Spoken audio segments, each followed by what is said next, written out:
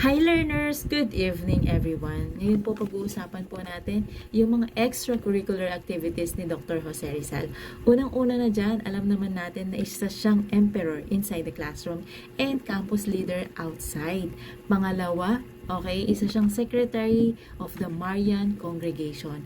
Pangatlo, okay, kasama din siya, miyembro siya ng Academy of Spanish Literature and Academy of Natural Sciences. Nag-aral din si Dr. Jose Rizal ng painting under kay Agustin Saez, isang Spanish painter. Then, nag-aral din siya under kay Romualdo de Jesus, isang Filipino sculptor ng paggawa ng mga sculpture. And sumali din siya ng gymnastics, engaged din siya sa gymnastics and also fencing.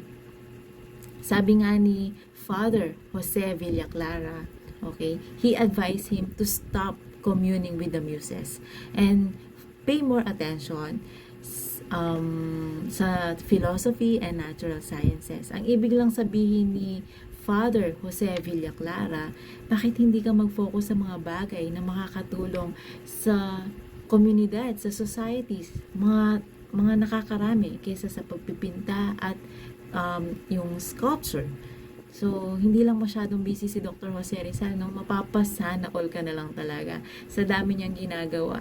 Isa na siyang emperor, leader pa siya outside the campus, athletic pa siya, ano ba? Miyembro pa siya ng mga Academy of Spanish Literature, Natural Sciences, san ka pa?